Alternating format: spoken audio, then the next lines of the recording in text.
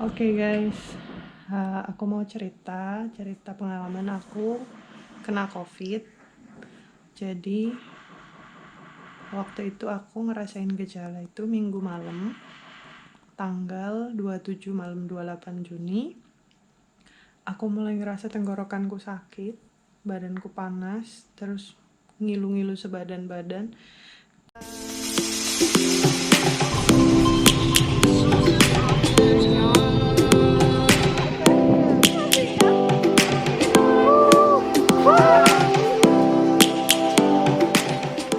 Jadi besok paginya kebetulan hari Senin tanggal 28 Juni ada tes di kantor. Aku auto dipisahin dari yang lain karena antigennya positif. Udah sampai di situ aku udah ngerasa aduh nggak bener nih. Karena aku udah ngerasa aneh badanku, ternyata itu beneran. Siangnya keluar, sorenya hasil PCR keluar dan ternyata aku positif. Oke guys, jadi aku mau cerita. Habis aku positif, aku diisolasi di gedung Balai Diklat Keuangan. Dari situ aku sendirian selama 5 malam 5 hari. Jadi aku bener-bener gak ada manusia lain di situ, cuma aku sendirian. Dengan kondisi aku di gedung tua, 24 kamar aku sendirian. Padahal itu kasur ada 2, biasanya dipakai buat orang-orang di diklat nginep, jadi dipakai buat isolasi. Nah, kegiatan aku 5 hari pertama adalah bangun tiap hari mendung. Ceritanya ngapain-ngapain nggak ada temen.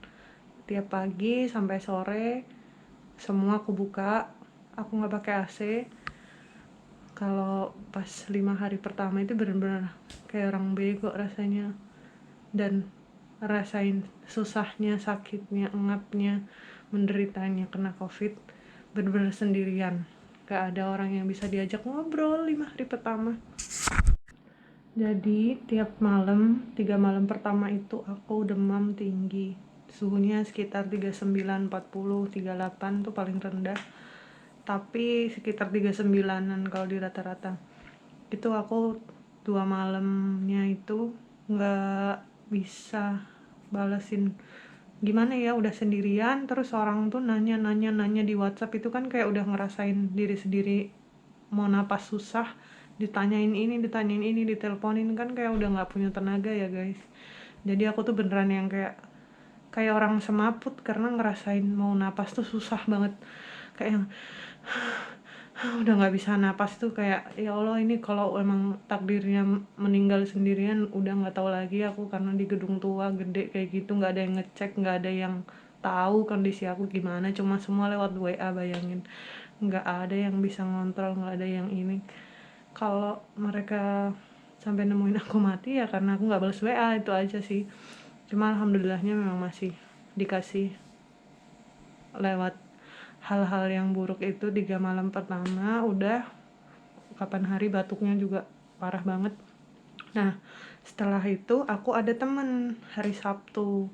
Hari Sabtu tuh ada dari kantor lain tuh, ada dari BC, ada 3 orang. Nah, mulailah dari situ. Ada lagi yang datang, ada teman kantor juga masuk juga. Akhirnya ada temen kan. Jadi tingkat stresnya tuh udah mulai, oh ada temennya. Ya aku nggak ngarep orang lain positif juga, cuma aku udah menerima, oh 5 hari ya udahlah, emang harus sendirian karena aku tahu aku berbahaya kalau aku di luar sana. Jadi aku beneran isolasi diri. Kegiatanku ya gitu-gitu aja, istirahat.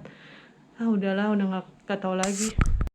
Nah, udah tuh aku udah mulai ikhlas 5 hari 5 malam sendirian. Udah, ya udah, cuma kan sebelumnya dikabarin ada temen yang mau datang juga karena positif kan dari kantor lain, cuma kan ternyata enggak. Ya udah, aku udah pasrah tuh, udahlah, aku udah terbiasa sendiri, toh aku nggak yang digangguin berlebihan atau gimana di sana. Jadi aku ya udah aja, aku menerima, nggak apa-apa. Nah, tapi ada komentar yang aku nggak suka nih. Kenapa sih kamu ngucapin hal-hal yang nggak perlu buat orang yang lagi susah ngerasain sakit yang dia rasain? Udah kena COVID, ada yang nanya, Kenapa hal-hal kayak gini harus ditanyain? Kok bisa kena? Kena dari mana? Ya aku nggak tahu. Kalau aku tahu aku bakal kena di tempat itu, aku nggak akan ke situ, guys. Gini loh kondisinya, semua orang tuh beresiko sekarang karena penyebarannya udah cepet banget. Pertanyaan kayak gitu tuh nggak perlu ditanyain. Yang penting kalian doain aja, karena COVID ini nggak cuma nyerang, maaf guys, karena COVID ini nggak cuma nyerang fisik ya, karena pasti psikologisnya kena. Aku sendiri juga. Jadi 3 hari pertama tuh aku ada perlakuan gak enak yang aku dapet dari tempat isolasiku. Terus kayak udah yang, kenapa sih lu kalau nggak bisa ngebantuin, nggak menyumbang sih untuk sembuh, diem aja. Udah tuh perlakuan gak enak itu udah aku bilangin ke orang kantor segala macam. Nggak berhenti di situ. 3 hari pertama kena dan positif tuh aku nggak bisa ngerasain emosiku sendiri, karena aku udah ngerasain badanku udah nggak karu-karuan ya. Selain ngerasain badan nggak karu-karuan, aku nggak bisa mencerna emosi aku ini, marah, sedih, kecewa, marah sama diri sendiri atau gimana, aku tuh nggak bisa ngerasain sama sekali. Jadi 3 hari pertama tuh aku beneran, yang penting gue bisa nafas, yang penting gue bisa nafas, masih hidup, masih hidup, masih hidup, masih hidup.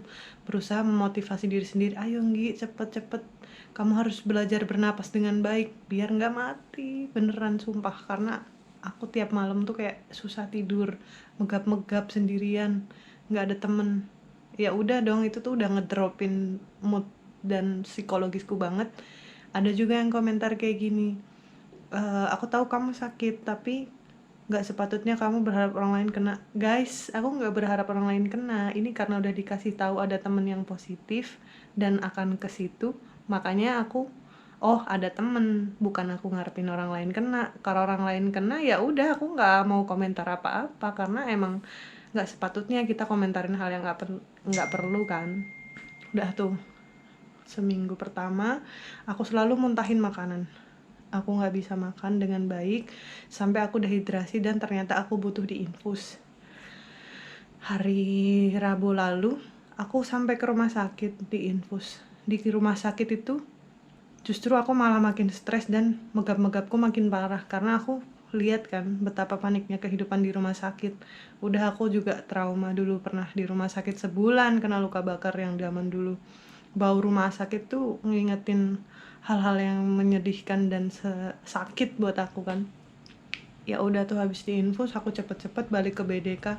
Aku butuh ketenangan karena di BDK juga udah mulai banyak temennya kan, ada temen ngobrol yang senasib sepenanggungan. Ya udah, akhirnya aku jalani hari-hari isolasi, mulai ketawa-ketawa. Setelah minggu pertama tuh kerjaannya nangis-nangis, hari keempat, hari kelima tuh kerjaanku nangis. Kenapa ini kejadian, kenapa. Itu tuh pasti kayak, kok bisa ya aku ya, oh akhirnya kena ya.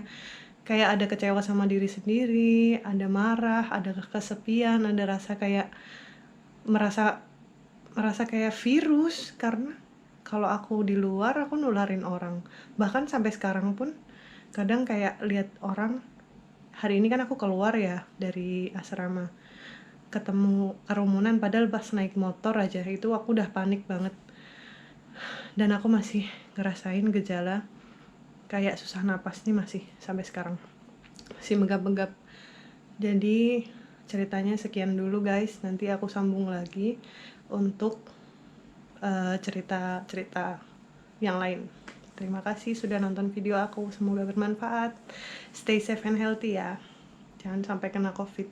Kalau udah kena, semangat, kamu pasti akan segera sembuh.